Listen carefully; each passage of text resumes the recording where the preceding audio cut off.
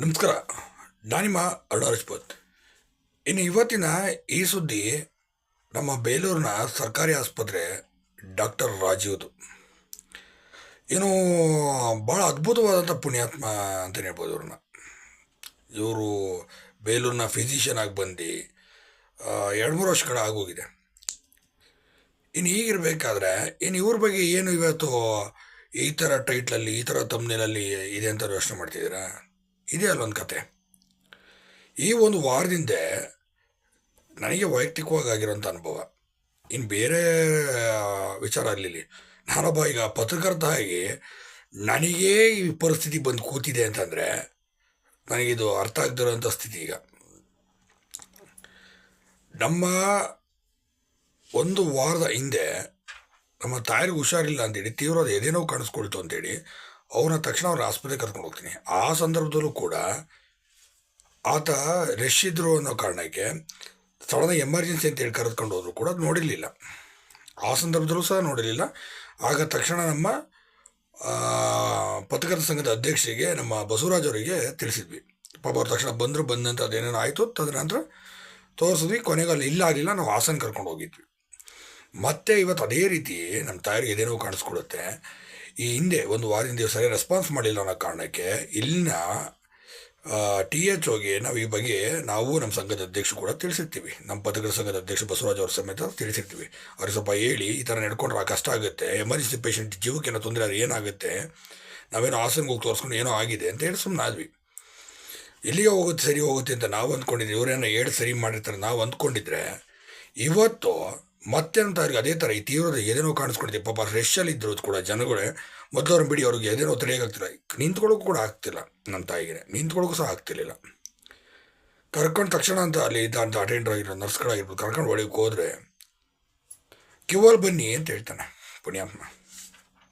ನನಗೆ ಅರ್ಥ ಆಗ್ತಿಲ್ಲ. ಕ್ಯೂವಲ್ಲಿ ಎಮರ್ಜೆನ್ಸಿ ಪೇಷಂಟ್ ಎದೇನೋ ಅಂತ ಒದ್ದಾಡ್ತಿದ್ರೆ ಕ್ಯೂವಲ್ಲಿ ಬನ್ನಿ ಅಂತ ಹೇಳ್ತಾರೆ ಅಂತಂದರೆ ಇವರು ಮನುಷ್ಯರು ಅನ್ಬೇಕಾ, ಇಲ್ಲ ಇವ್ರನ್ನ ಡಾಕ್ಟ್ರು ಅನ್ಬೇಕಾ, ಇಲ್ಲ ಇನ್ನೇನಾದರೂ ಕರಿಬೇಕಾ ಅಂತ ಯೋಚನೆ ಮಾಡ್ತಾಯಿದ್ದೀನಿ. ಅದು ಮಾತಿನ ಶೈಲಿ ಅಬ್ಬಾ ಯಾರು ಕಲಿಸ್ಕೊಟ್ರಪ್ಪ ಇವರು ರಾಜೀವ್ ಡಾಕ್ಟ್ರಿಗೆ ಮಾತು. ತುಂಬ ಸಕ್ಕದಾಗಿ ಮಾತಾಡ್ತಾರೆ. ಜನಗಳು ಅಂದರೆ ನಾಯಿಗಿಂತನೂ ಕೇಳು. ಅಲ್ಲ, ಯಾರ ಅಪ್ಪನ ಮನೆ ಆಸ್ಪತ್ರೆ ಅಂದ್ಕೊಂಡಿದ್ದೀರಾ ಅಂತ ನೀವು? ನನಗೆ ಅರ್ಥ ಆಗ್ತಿಲ್ಲ. ಇವತ್ತಿನ ತನಕ ನಾನೊಬ್ಬ ಪ್ರಶ್ನವನ್ನಾಗಿರ್ಬೋದು, ನಾನೊಬ್ಬ ಪತ್ರಕರ್ತ, ಇಲ್ಲ ನಾನೊಬ್ಬ ಚಾನಲ್ ಮುಖ್ಯಸ್ಥ ಅಂತ ಮೇಲೆ ಹೇಳ್ಕೊಂಡೇ ಇಲ್ಲ ಬಿಡಿ. ಅಲ್ಲ, ನನಗೊಂದು ಪ್ರಶ್ನೆ, ಈ ಯಾರ ಅಪ್ಪನ ಮನೆ ಆಸ್ಪತ್ರೆ ಅಂದ್ಕೊಂಡಿದ್ದೀರಾ ಅಂತ ನೀವು? ನೀವೇನು ಸಾರ್ವಜನಿಕ ಸೇವೆ ಮಾಡೋಕ್ಕಿದ್ದೀರಾ, ಇಲ್ಲಾಂದರೆ ಬೇರೆ ಏನಾದರೂ ಕೂತಿದ್ದೀರಾ, ಇಲ್ಲ ನೀವು ರಾಜರು ಅಂದ್ಕೊಂಡ್ಬಿಟ್ಟಿದ್ದೀರಾ, ಇಲ್ಲಾಂದ್ರೆ ಬಡವ್ರು ಬರೋದು ತೋರಿಸ್ತಾರಲ್ಲ ಅವರೆಲ್ಲ ನಿಮ್ಮ ಮನೆ ಕೆಲಸದವ್ರು ಅಂದ್ಕೊಂಡಿದ್ದೀರಾ?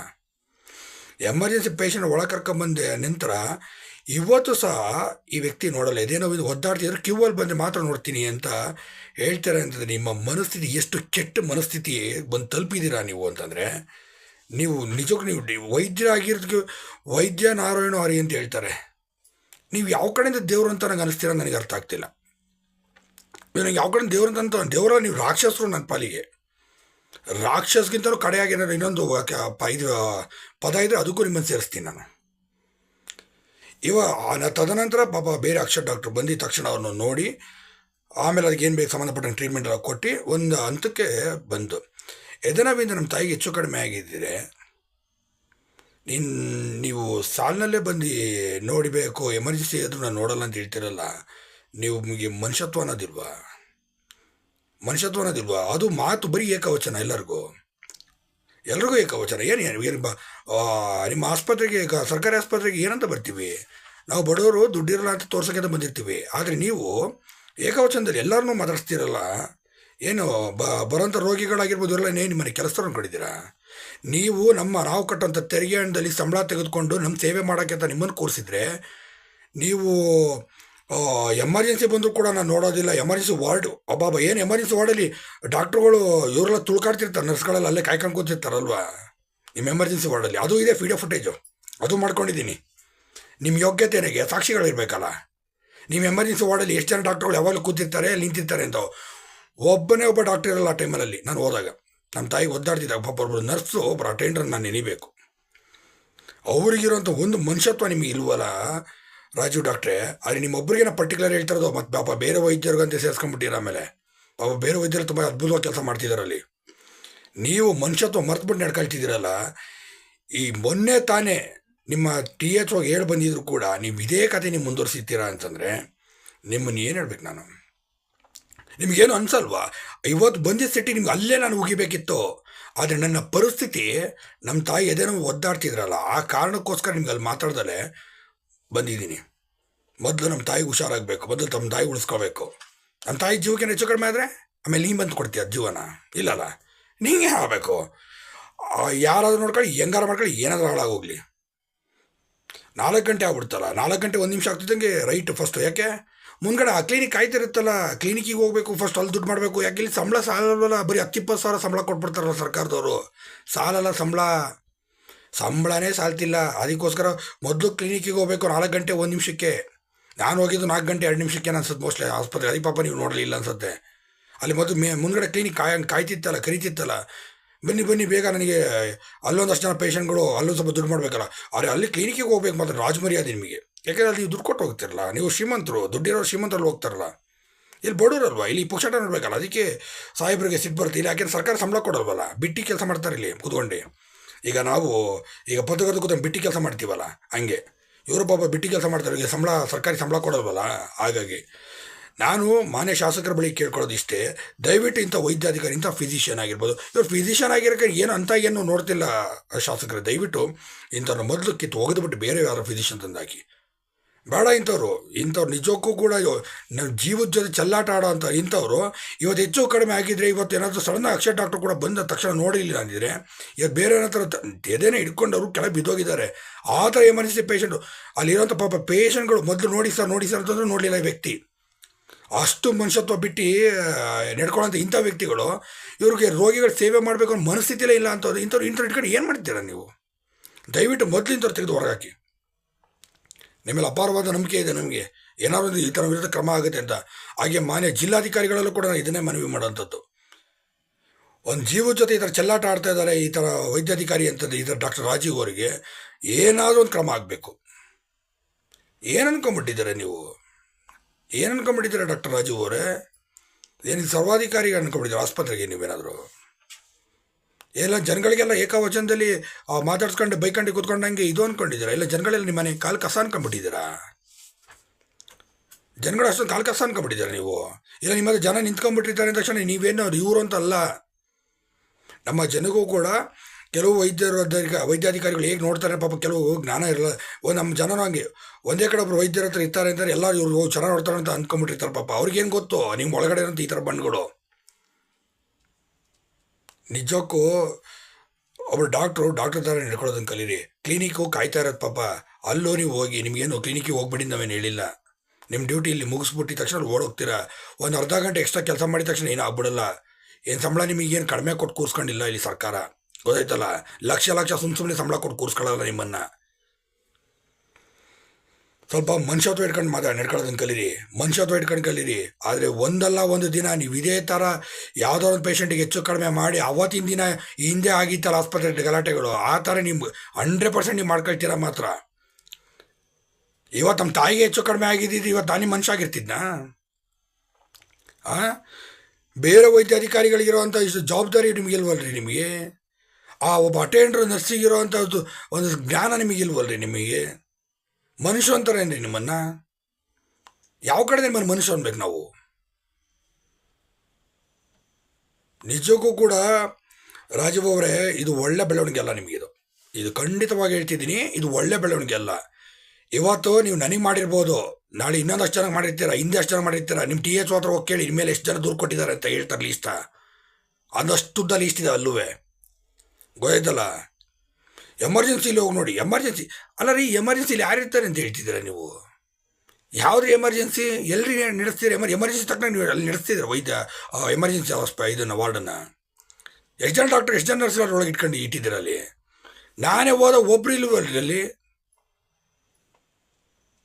ಮುಂದೆ ಇರೋಂಥ ಒಂದು ಎಮರ್ಜೆನ್ಸಿ ಪೇಷಂಟನ್ನು ತಕ್ಷಣ ನೋಡಬೇಕು ಅನ್ನೋ ಒಂದು ಸೆನ್ಸ್ ಇಲ್ದಲೆ ನಡೆಸ್ಕೊಂಡು ಮತ್ತೆ ಅಲ್ಲಿ ಹೋಗಿ ಎಮರ್ಜೆನ್ಸಿ ವಾರ್ಡಿಗೆ ಹೋಗಿ ಹೋಗಿ ಅಲ್ಲಿ ಬೇರೆ ಡಾಕ್ಟರ್ ಬಂದು ನೋಡ್ತಾರೆ ಅಂತ ಹೇಳ್ತಾರೆ. ನಿಮ್ಮನ್ನು ಡಾಕ್ಟ್ರು ಅಂತಾರ ನಿಮ್ಮನ್ನು? ಇಲ್ಲ ನಿಮ್ಮನ್ನು ಮನುಷ್ಯರು ಅಂತಾರ ನಿಮ್ಮನ್ನು? ರಾಕ್ಷಸರಿಗಿಂತ ಕಡೆ ನೀವು, ರಾಕ್ಷಸ ಹೇಳ್ತಿರಲ್ಲ, ರಾಕ್ಷಸರಿಗಿಂತ ಕಡೆ ನೀವು. ಸ್ವಲ್ಪ ಮನುಷ್ಯತ್ವ ಅನ್ನೋದು ಇಟ್ಕೊಂಡು ಕಲೀರಿ, ನಡ್ಕೊಳ್ಳಿ, ಗೊತ್ತಾಯ್ತಲ್ಲ. ಮನುಷ್ಯತ್ವ ಇಟ್ಕೊಂಡು ನಡ್ಕೊಳ್ಳೋದನ್ನು ಕಲೀರಿ. ಬಡವರು ಅಂತಂದರೆ ಕಾಲು ಕಸ ನಿಮಗೆ. ಏನು ನಿಮ್ಮ ಸರ್ಕಾರಿ ಆಸ್ಪತ್ರೆಗೆ ಏನು ಶ್ರೀಮಂತ ಬರ್ತಾರಾ? ಯಾಕೆ ಹೇಳಿ? ನಿಮ್ಮ ಸರ್ಕಾರಿ ಆಸ್ಪತ್ರೆ ಡಾಕ್ಟ್ರುಗಳ ಮೇಲೆ ಯಾರು ನಮ್ಮ ನಂಬಿಕೆ ಇಟ್ಕೊಂಡು ಬರೋದಲ್ಲ, ಎಲ್ಲ ಪ್ರೈವೇಟಿಂದ ಏನಕ್ಕೆ ಹೋಗ್ತಾರೆ ಹೇಳಿ? ದುಡ್ಡಿಲ್ಲ ಅಂದರೆ ಸಾಲ ಸೋಲ ಮಾಡ್ಕೊಂಡು ಯಾಕೆ ಹೋಗ್ತಾರೆ ಹೇಳಿ? ನಿಮ್ಮಂಥವ್ರಿಂದಾನೇ ಸಾಲ ಸೋಲ ಮಾಡ್ಕೊಂಡು ಜನ ಇವತ್ತು ಪ್ರೈವೇಟ್ ಹಾಸ್ಪಿಟಲ್ ಹೋಗ್ಬಿಟ್ಟು ಅಲ್ಲಿ ಶೂಲಕ್ಕೆ ಸಿಗಾಕಂತಿರೋದು. ಅದೇ ಕ್ಲಿನಿಕ್ ಹೋಗ್ಬಿಡಿ, ರಾಜು ಡಾಕ್ಟರ್ ಹತ್ರ ಕ್ಲಿನಿಕ್ ಹೋಗ್ಬಿಟ್ರೆ ರಾಜ್ ಮರ್ಯಾದೆ. ಮತ್ತೆ ಬೆಲ್ಲೂನಲ್ಲಿ ಒಂದು ಕ್ಲಿನಿಕ್ಗೆ ಹೋಗ್ತಾರೆ, 4 ಗಂಟೆಯಿಂದ 8 ಗಂಟೆ ಅಲ್ಲಿ ಕೂತಿರ್ತಾರೆ. ಅಲ್ಲಿ 100-200 ರೂಪಾಯಿ ಫೀಸ್ ತಗೊಂತಾರಲ್ಲ. ಯಾಕೆ ಸರ್ಕಾರಿ ಸಂಬಳ ಕೊಡೋಲ್ಲ, ಕಡಿಮೆ ಆಗುತ್ತೆ ಪಾಪ. ಕೊಟ್ಟರು ಒಂದು 10-20 ಸಾವಿರ ಕೊಡ್ತಾರಲ್ಲ. ಹಾಗಾಗಿ ಅಲ್ಲಿ ಹೋಗ್ಬಿಟ್ರೆ ಮಾತ್ರ ರಾಜ್ ಮರ್ಯಾದೆ ಕೊಡ್ತಾರೆ ನಮ್ಮ ರಾಜೀವ್ ಡಾಕ್ಟ್ರು. ನೀನು ಅದು ಅಲ್ದಲೆ ನಮ್ಮ ಡಾಕ್ಟ್ರುಗಳು ಹೋಮ್ ಪಿಚ್ಚಲ್ಲೇ ಇರಬೇಕು ಅಂತ ಹೇಳ್ಬಿಟ್ಟು ಸರ್ಕಾರ ಆದೇಶನೇ ಇರುತ್ತೆ. ಹೋಮ್ ಪಿಚ್ಚಲ್ಲೇ ಇರಬೇಕು, ಊರಲ್ಲೇ ಇರಬೇಕು, ಕ್ವಾರ್ಟರ್ಸಲ್ಲೇ ಇರಬೇಕು. ಇಲ್ಲ ಇಲ್ಲೇ ರೆಂಟೆಡ್ ಹೌಸಲ್ಲಿದ್ದರೆ ಅದಕ್ಕಂತ HR ಅಂತಲೂ ಕೊಡುತ್ತೆ ಸರ್ಕಾರ. HR ತಗೊಂತೀರಾ, ಬಾಡಿಗೆ ದುಡ್ಡು ಸರ್ಕಾರ ಕೊಡೋ ಸಂಬಳನೂ ತಗೊಂಡಿರ್ತೀರಾ, HR ತಗೊಂತೀರಿ. ಇವೆಲ್ಲ ತಗೊಂಬಿಟ್ಟು ಹಾಸನಿಂದ ಅಪ್ ಆ್ಯಂಡ್ ಡೌನ್ ಮಾಡ್ತೀರಾ. ಇಲ್ಲಿ ಎಮರ್ಜೆನ್ಸಿ ಆಯಿತು ಅಂದರೆ ಪೇಷಂಟಿಗೆ ನೀವು ಹಾಸನಿಂದ ಬರೋ ಗಂಟೆ ನಾವು ಕಾಯಬೇಕು, ಅಲ್ಲಿ ಜೀವ ಹಿಡ್ಕೊಂಡು ಕಾಯ್ತಿರ್ಬೇಕು. ಅಲ್ಲ, ಜೀವ ಹಿಡ್ಕೊಂಡು ನಮಗೆ ಪ್ರಯೋಜನ ಇಲ್ಲ ಬಿಡಿ, ಯಾಕೆ ನೀವು ಬಂದು ನೋಡಲ್ವಲ್ಲ. ಹಾಸನಿ ಬೇರೆ ಅಪ್ ಆ್ಯಂಡ್ ಡೌನು. ನಿಮಗೆಲ್ಲ ಯಾರು ನಿಮಗೆ ಪರ್ಮಿಷನ್ ಕೊಟ್ಟವನು ಹಾಸನಿಗೆಲ್ಲ ತಿರುಗಾಕೆ? ನಿಮಗೆ ಡಾಕ್ಟ್ರುಗಳು ಯಾರು ನಿಮಗೆ ಫಸ್ಟ್ ಆಫ್ ಆಲ್ ನಿಮಗೆ ಪರ್ಮಿಷನ್ ಕೊಟ್ಟಿದ್ದಾರೋ? ನೀವು ಹೋಮ್ ಪಿಚ್ಚಲ್ಲಿ ಇರಬೇಕು ಅನ್ನೋದು ಸರ್ಕಾರದ ಅಮೆಂಡ್ಮೆಂಟ್ ಕಾನೂನು ರೂಲ್ಸೇ ಇದೆ. ನೀವಿಲ್ಲಿದ್ಬಿಟ್ಟು ಸರ್ಕಾರಿ ಪೇಷಂಟ್ಗಳ ಸೇವೆ ಮಾಡಿ ಅಂತ ಹೇಳ್ಬಿಟ್ಟು ನಿಮಗೆ HR ಕೊಟ್ಟರೆ, ರೆಂಟ್ ಹೌಸಿಂದ ಬಾಡಿಗೆ ಕೊಟ್ಟರೆ ನೀವು ಹಾಸನಿಂದ ಆರಾಮಾಗಿ ಅಪ್ ಆ್ಯಂಡ್ ಡೌನ್ ಮಾಡ್ಕೊಂಬಿಟ್ಟು ಬರ್ತೀರಾ. ಅದನ್ನು ನಾವು ಕೇಳಲ್ಲ ನಿಮಗೆ, ನಾವು ಅದನ್ನು ನಿಮಗೆ ಕೇಳ್ತಿಲ್ಲ. ಇದ್ದಾಗಲೂ ನೆಟ್ಟಿಗೆ ಸೇವೆ ಮಾಡಿ ಅಂತ ಅದನ್ನು ಮಾಡಲ್ವಲ್ಲ ನೀವು. ಏನ್ರಿ ಡಾಕ್ಟರ್ ರಾಜೀವ್, ಅದನ್ನು ಮಾಡಲ್ವಲ್ಲ ರೀ ನೀವು? ದಯವಿಟ್ಟು ಮಾನ್ಯ ಶಾಸಕರೇ, ನಾನು ಕೇಳ್ಕೊಳ್ಳೋದಿಷ್ಟೇ ನಿಮ್ಮಲ್ಲಿ. ಈ ಥರ ನಿಜಕ್ಕೂ ಇವತ್ತೊಬ್ಬ ಪತ್ರಕರ್ತಾಗ ನನಗೇ ಇಷ್ಟು ಬೆಟ್ಟ ನೋವಾಗಿದೆ. ನನ್ನ ಹೆತ್ತ ತಾಯಿಗೆ ನನಗೆ ಈ ಪರಿಸ್ಥಿತಿ ತಂದಿಟ್ಟಿದ್ದಾರೆ, ಪರದಾಡೋ ಸ್ಥಿತಿ ತಂದಿಟ್ಟಿದ್ದಾರೆ. ಅವತ್ತು ಹೋದವ್ರನ್ನ ಇದೇ ಕೆಲಸ ಇದೇ ಡಾಕ್ಟರ್ ರಾಜೀವ್ ಮಾಡ್ದ. ತಕ್ಷಣ ಹಾಸನ ಆಸ್ಪತ್ರೆಗೆ ಕರ್ಕೊಂಡು ಹೋದೆ. ಅವತ್ತೇನೋ ಮಾಡ್ಕೊಂಬಂದು ಇವತ್ತು ಇದೇ ಥರ ಮಾಡಿದ್ದಕ್ಕೆ ಇವತ್ತು ಬೇರೆ ವೈದ್ಯಾಧಿಕಾರಿ ಬಂದು ನೋಡಿದ್ದಕ್ಕೆ ಇವತ್ತು ಅವ್ರು ಉಳ್ಕೊಂಡಿದ್ದಾರೆ. ಇದು ನಿಜವಾಗ್ಲೂ ಇದೇ ಮುಂದುವರೆದ್ರೆ ಇದು ಭಾಳ ಕಷ್ಟ ಆಗುತ್ತೆ. ದಯವಿಟ್ಟು ಶಾಸಕರು ಇಂಥ ವಿರುದ್ಧ ಕ್ರಮ ಕೈಗೊಳ್ಳಿ. ಇಲ್ಲಾಂದರೆ ಇಂಥದ್ದು ಊರಿಂದ ಓಡಿಸಿ. ಇಂಥವ್ರು ಬೇಕಾಗಿಲ್ಲ, ಇವರಿಂದ ಏನೂ ನಮಗೆ ಆಗಬೇಕಾಗಿಲ್ಲ. ಬೇರೆ ಒಳ್ಳೆ ಫಿಸಿಷಿಯನ್ ಇರ್ತಾರೆ. ಇವ್ರೊಬ್ಬರೇ ಅಲ್ಲ ಫಿಸಿಷಿಯನ್ ಇರೋದಿಲ್ಲಿ, ಬೇಕಾದಷ್ಟು ಜನ ಫಿಸಿಷಿಯನ್ ಇದ್ದಾರೆ. ಬರ್ತಾರೆ ಯಾರಾದರೂ ಒಬ್ಬರು ಸೇವೆ ಮಾಡೋಂಥ ಮನೋಭಾವನೆ ಇರೋವಂಥವ್ರು. ಈ ಥರ ಜನಗಳ ಪ್ರಾಣ ಹಿಂಡೋಂಥವ್ರು ಬೇಕಾಗಿಲ್ಲ ನಮಗೆ. ಇವ್ರಿಗೆ ಸೇವೆ ಮಾಡೋ ಮನೋಭಾವನೆ ಇವ್ರಿಗೆ ಏನು ಗೊತ್ತಾ? ಬರೀ ಸಂಬಳ ತಗೊಳ್ಳೋದು. ಮುಂದೆ ಕ್ಲಿನಿಕ್ ಕರೀತಾರತ್ತೆ ಶಾಸಕರವರಿಗೆ, ಕ್ಲಿನಿಕ್ ಕರೀತಾರೆ. 4 ಗಂಟೆ ಆಗ್ತಿದ್ದಂಗೆ ಫಸ್ಟು ಕ್ಲಿನಿಕ್ಕಿಗೆ ಹೋಗ್ಬೇಕು ಇವರು. ಫಸ್ಟು ಕ್ಲಿನಿಕ್ಕಿಗೆ ಹೋಗ್ಬಿಟ್ಟು ಕುತ್ಕೊಂಡು 100-200 ಎಣಿಸ್ಕೋಬೇಕು ಒಬ್ಬೊಬ್ಬರು ಪೇಷಂಟ್. ಅಲ್ಲಿ ಅವರಿಗೆ ಟೋಕನ್ ಬಂದುಬಿಟ್ಟಿರುತ್ತೆ, ಫೋನ್ ಬರ್ತಾ ಇರುತ್ತೆ. ಸರ್ ಪೇಷಂಟ್ ಇದ್ದಾರೆ ಬನ್ನಿ ಸರ್, ಅದಕ್ಕೆ ಪಾಪ ಅಷ್ಟು ಅರ್ಜೆಂಟಾಗಿ ಬರ್ತಾರೆ. ಅದಕ್ಕೆ ಇಲ್ಲಿ ಎಮರ್ಜೆನ್ಸಿಯಾಗಿ ಜೀವ ಹೋಗ್ತಿದ್ರು. ಇಲ್ಲಿ ಬಡವ್ರು ನೋಡೋಷ್ಟು ಅವರಿಗೆ ಇದಿಲ್ಲ, ಅವರಿಗೆ ಪೇಷನ್ಸ್ ಇರಲ್ಲ ಅವರಿಗೆ. ಆ ಕಾರಣಕ್ಕಾಗಿ ದಯವಿಟ್ಟು ನಾನು ನಿಮ್ಮಲ್ಲಿ ಕೈ ಮುಗಿದು ಕೇಳ್ಕೊಳ್ತಿದ್ದೀನಿ ಶಾಸಕರೇ, ಇಂಥ ವೈದ್ಯಾಧಿಕಾರಿ ಬೇಡ. ಇಲ್ಲಾಂದರೆ ಈ ಥರ ವಿರುದ್ಧ ಸೂಕ್ತವಾದ ಕ್ರಮ ಕೈಗೊಳ್ಳಿ. ಇಲ್ಲಾಂತಂದರೆ ಆ THO ಅವ್ರಿಗೆ ವಿರುದ್ಧ ಕ್ರಮ ಕೈಗೊಳ್ಳಿ. ಮತ್ತು ಅವ್ರು ಸರಿ ಇದ್ದಿದ್ರೆ ಇವತ್ತು ಈ ಸ್ಥಿತಿ ಬರ್ತಿರ್ಲಿಲ್ಲ ಅನಿಸುತ್ತೆ. ಇಲ್ಲ ಬೇರೆ ಆಡಳಿತ ಸರಿ ಇದ್ದಿದ್ರೆ ಈ ಸ್ಥಿತಿ ಬರ್ತಿರ್ಲಿಲ್ಲ ಅನಿಸುತ್ತೆ. ಒಬ್ಬ ಮನುಷ್ಯ ಜೀವದ ಜೊತೆ ಆಟ ಆಡ್ತಿರಲ್ಲ, ನಿಮಗೇನು ಅನ್ಸಲ್ವೇನ್ರಿ ಡಾಕ್ಟರ್ ರಾಜು? ನಿಮಗೆ ಒಂದು ಜೀವದ ಜೊತೆ ಆಟ ಆಡ್ತೀನಿ ಅನ್ಸಲ್ವಾ ನಿಮಗೆ? ಮಾನ ಮರ್ಯಾದೆ